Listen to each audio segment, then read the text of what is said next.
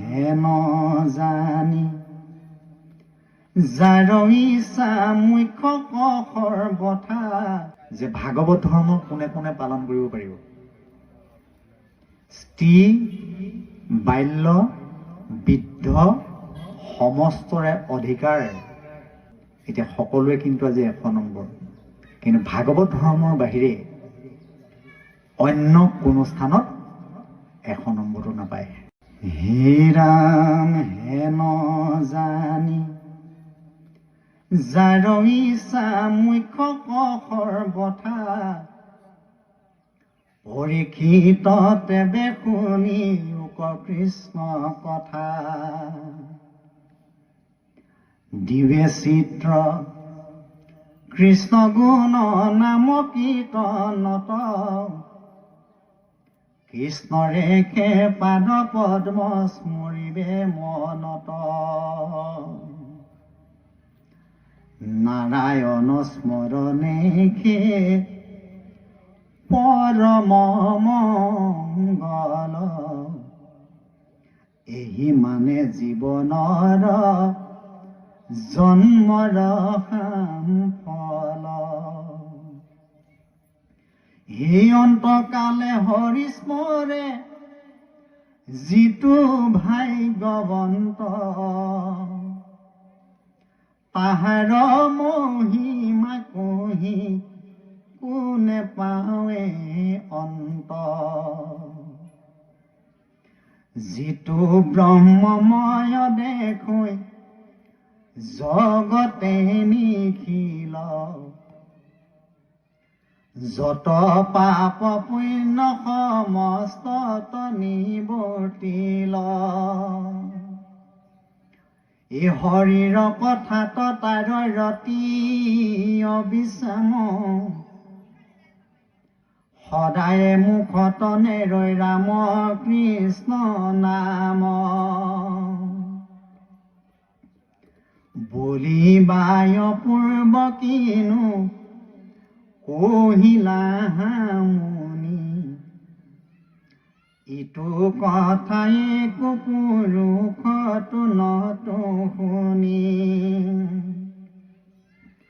শুনা সাৱধানে আৰু নিপতি উত্তৰ ইটো মহাভাগৱত শাস্ত্ৰ বৈকুণ্ঠৰ ইয়াত মহাধৰ্ম একে নাম একে প্ৰখ্যাত শ্ৰৱণ মাত্ৰকে কৰে কৃষ্ণক সাক্ষাৎ পূজা নমস্কাৰ ধ্যান সমস্তে দুষ্কৰ হৰি গুণ নাম ধৰ্ম মহাসুখকৰ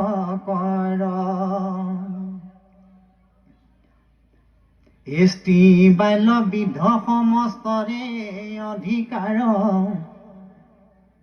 চাণ্ডালকো কৰে নামে তেখনে উদ্ধাৰ কলিৰ সন্ধ্যাতময়ী সুপহিলো পিতিত তুমি মহাবৈষ্ণৱত কৰিব বিদিত। এতিয়া সুন্দৰকৈ উল্লেখ কৰিছে যে ভাগৱত ধৰ্ম কোনে কোনে পালন কৰিব পাৰিব? স্ত্ৰী, বাল্য, বৃদ্ধ সমস্তৰে অধিকাৰ চাণ্ডালকো নামে কৰে তেখনে উদ্ধাৰ। যে ভাগৱত ধৰ্ম পালন কৰিব পাৰিব কোনে? আইসকলে পাৰিব, যুৱকে পাৰিব, যুৱতীয়ে পাৰিব, বৃদ্ধই পাৰিব, ডেকাই পাৰিব, সমস্তৰে অধিকাৰ আছে। কিন্তু ইয়াত এটা বান্ধন দিছে। বান্ধনটো কি? শৰণ ভজন গ্ৰহণ কৰি এই ভাগৱত ধৰ্ম যদি পালন কৰে, ভাগৱত যদি ঘৰত কীৰ্তন কৰে, ইয়াৰ কথাবিলাক যদি ব্যৱহাৰিক জীৱনত পালন কৰে, সেইজনৰ জীৱনটো আয়ে হওক বা বাপেই হওক, যেনেকৈ এজন মদ নোখোৱা ড্ৰাইভাৰে গাড়ীখন সুচাৰুৰূপে চলাই নি নিৰ্দিষ্ট জেগাৰ পৰা নিৰ্দিষ্ট জেগাত পোৱাব পাৰে, তদ্ৰূপ আমাৰ জীৱনটো সুন্দৰকৈ পৰিচালিত হৈ যাব। এটুকুৰা লো আৰু এটুকুৰা চুম্বক একেখিনি লুগুৰি কণিকাই থাকে।